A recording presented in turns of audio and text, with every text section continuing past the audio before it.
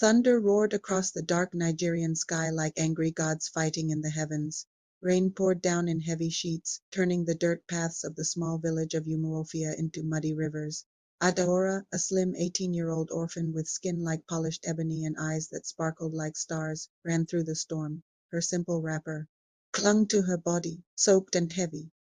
She clutched a basket of yams she had dug from the farm, her only way to survive since her parents died in a tragic car accident 2 years ago.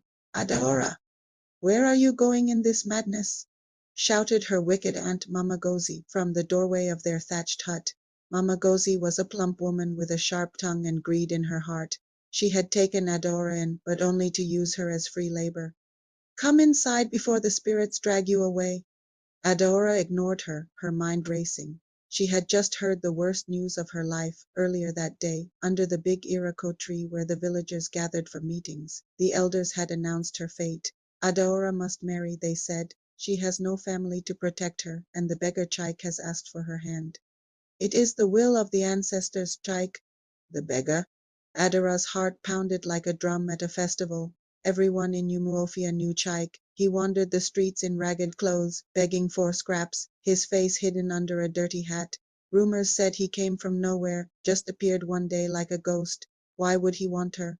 And why force her into it? As she burst into the hut, dripping water everywhere, Mama Gozi grabbed her arm. "You ungrateful girl. Do you know how lucky you are? Chike may be a beggar, but at least he'll take you off my hands. No more eating my food for free." Adaora pulled away, her eyes flashing with anger. "Auntie, I won't marry him.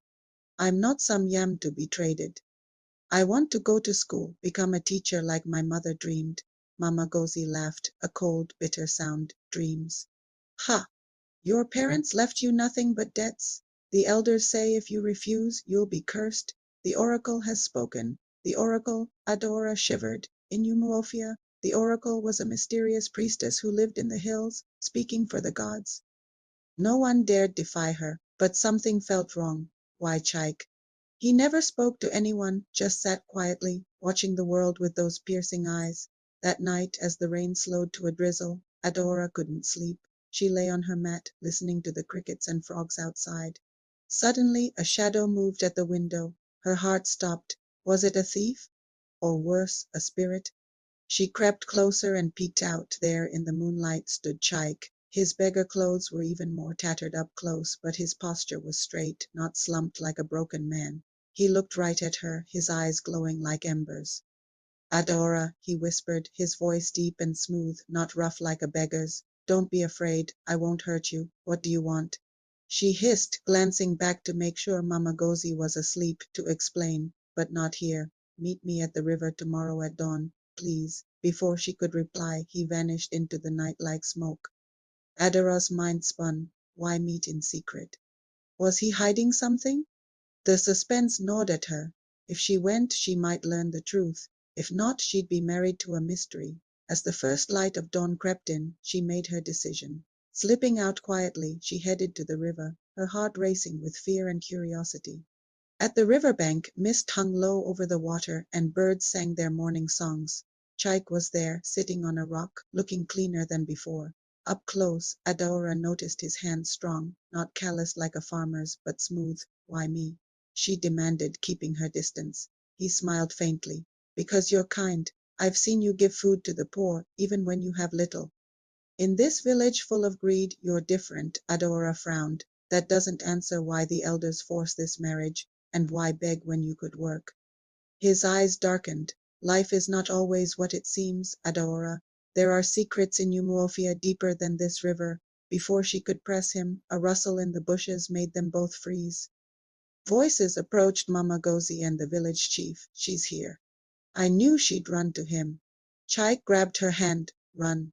They can't find us together yet." They dashed into the forest, branches whipping their faces. Adora's pulse thundered. What was happening? Why the chase?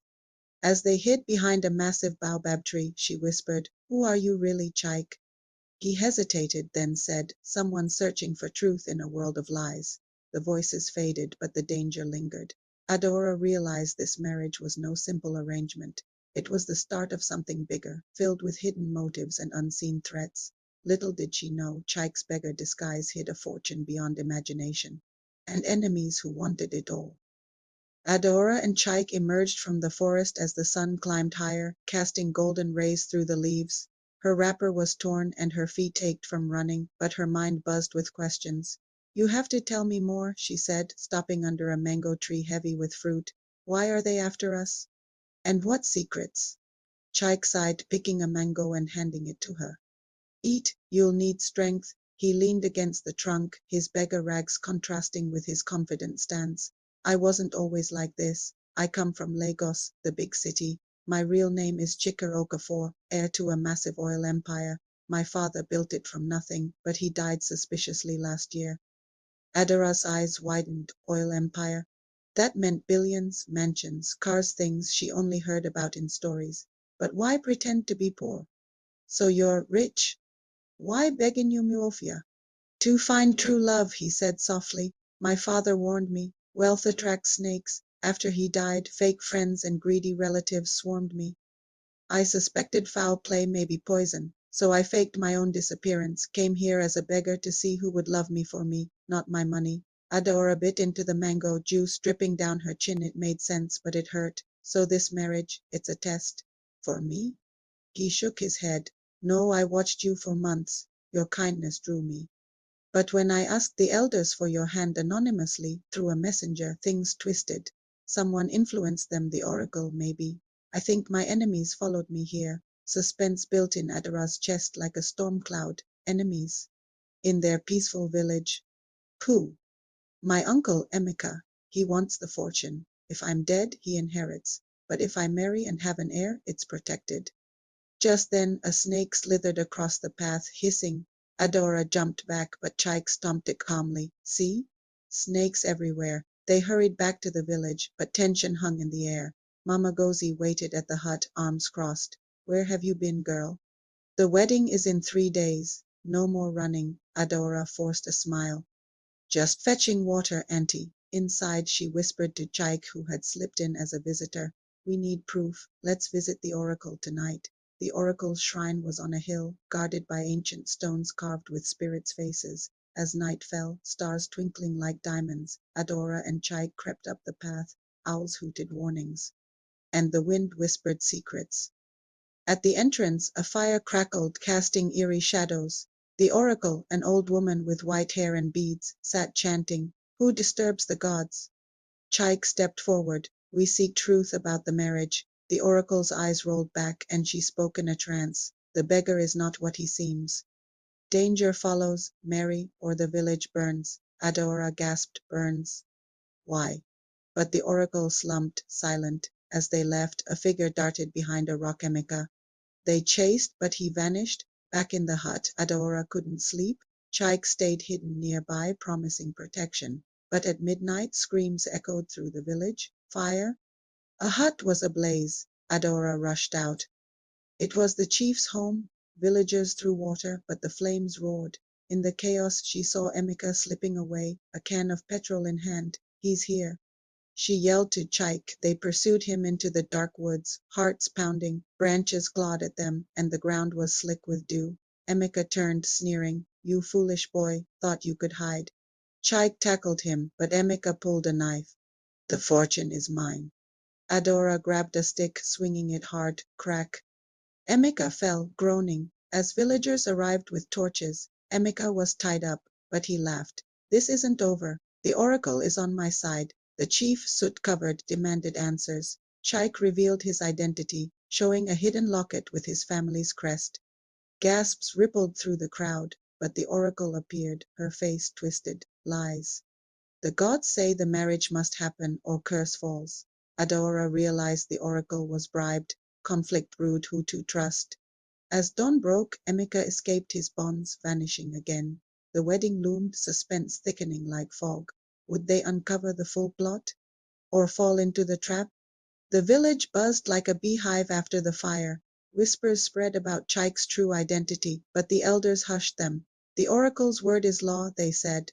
Adaora felt trapped in a web of lies. She and Chike met secretly in an abandoned farm hut, planning their next move. "We need allies," Chike said, his voice urgent. He had shed his beggar clothes for a simple shirt, looking more like the billionaire. He was tall, handsome, with a jaw like carved wood. Adaora nodded. My friend Nkechi, she's smart, works at the market. She hears everything. They snuck to the market, where smells of fried plantains and spices filled the air. Nkechi, a bubbly girl with braided hair, hugged Adaora. Girl, what's this about marrying a beggar? And now fire. Adaora pulled her aside. It's complicated. Chike's rich, in disguise. His uncle's trying to kill him. Nkechi's eyes lit up like those Nollywood movies. Count me in. But as they talked, a stranger watched from afar, a tall man with scars, Emeka's henchman. Suspense mounted. Were they followed? That afternoon, the village held a meeting under the iroko tree. The oracle stood tall, declaring, the wedding proceeds tomorrow. Adaora, prepare. Adaora stepped forward boldly. Why force it? Reveal your taste to Emeka. Murmurs rose. The oracle glared, blasphemy. The gods will strike you. Lightning flashed, though the sky was clear. Villagers gasped. Was it a sign? Chike whispered to Adaora. She's faking it. Look, wires in her robes. They needed proof. That night, with Nkechi's help, they broke into the oracle's shrine. The air was thick with incense, masks staring from walls. In a hidden room, they found gold coins, bribes from Emeka. But footsteps echoed. Hide. They ducked behind altars as the oracle entered with Emeka. You fool, Emeka snarled. The boy's alive. If he marries, my plan fails. The oracle cackled. Relax. I'll poison the wedding wine. They'll blame the spirits. Adora's blood ran cold, poison. She gripped Chike's hand, heart racing. As the villains left, the trio escaped, but Nkechi tripped, alerting guards. Chase. They ran through the hills, dogs barking behind. Split up. Chike yelled. Adaora hid in a cave, breathing hard. Memories flooded her parents' death, how Mama Gozi stole their savings. Was she part of this? Chike found her. Nkechi got away. We have evidence now, but Dawn brought more conflict. Mama Gozi confronted Adaora. I know your secrets, Mary, or I'll tell the elders you're cursed. Adaora saw the greed in her eyes. You're with Emeka. Mama Gozi smirked. He promised me riches. Your parents' land is mine anyway. Betrayal stung like a bee. Adaora slapped her, but Mama Gozi fought back, claws out. Chike burst in, pulling them apart. Enough. The wedding's a trap. They tied Mama Gozi, but she escaped through a window. Now the whole village hunted them, hiding in the forest. Adaora cried, Why me? I'm just an orphan. Chike held her. Because you're strong. Together we'll win. As night fell, they planned a counterattack, expose everyone at the wedding, but Emeka's men ambushed them. Fists flew, knives flashed. In the melee, Chike was stabbed. Blood soaked his shirt. Run, Adaora. She dragged him to safety, tears streaming. Was he dying? Suspense peaked. Would their love survive the night? Nkechi arrived with villagers who believed them. They bandaged Chike, but he weakened the fortune. It's yours if I die, no. Adaora vowed, You'll live. As the moon rose, they prepared for the final showdown. The alliance grew, but dangers lurked. Emeka plotted deeper, allying with corrupt police from Lagos. Wedding day dawned with drums beating and villagers in colorful Aso oak fabrics. The air smelled of jollof rice and palm wine, but tension crackled like electricity. Adaora wore a beautiful Jil headwrap, hiding her fear. Chike, bandaged under his clothes, posed as the beggar again. The ceremony was under the iroko tree, elders chanting. Prayers. The oracle smirked, holding the poisoned wine. Adora's heart hammered. Their plan, switch the wine, expose the plot. But Emeka appeared, disguised as a guest. Nephew, he sneered quietly, enjoy your last day. As vows began, Nkechi slipped behind, swapping cups. Suspense built. Would it work? I do, Chike said, eyes locked on Adaora. She hesitated, then whispered, I do. The oracle handed the wine, drink to seal it. They sipped safe, but Emeka noticed the switch. Traitors. Chaos erupted. Emeka's men attacked. Villagers scattered. Fights broke out, punches, shouts. Adaora grabbed a staff, defending Chike. For my parents. She knocked out a thug, adrenaline surging. Chike revealed his identity fully. I'm Chikere Okafor. This man killed my father. Villagers paused, shocked. Proof from the shrine was shown, coins, letters. The oracle fled, but Nkechi caught her. Confess. Under pressure, she broke. Emeka paid me. He poisoned the old man. Emeka lunged at Chike, knife raised, die. Adaora tripped him. Police, real ones, tipped by Chike's secret call, arrived, arresting Emeka. As dust settled, the village cheered, but a twist, Mama Gozi reappeared, begging forgiveness. I was forced. Adaora forgave but banished her. Go find your own path with peace, Chike knelt. Adaora, will you marry me for real? Tears flowed, yes, but suspense lingered. Was Emeka's network gone? Whispers of more enemies. They wed properly under stars. Adaora felt joy but dreamed of shadows. In Lagos, Chike's mansion awaited. Adaora gasped at the luxury pools, cars, but adjustment was hard. City life clashed with village simplicity. Conflicts arose. Jealous socialites spread rumors. She's a gold digger. Adaora faced them. I loved him as a beggar. One night, a break-in thieves. Or Emeka's allies. Chike fought them off but got hurt again. My past haunts us.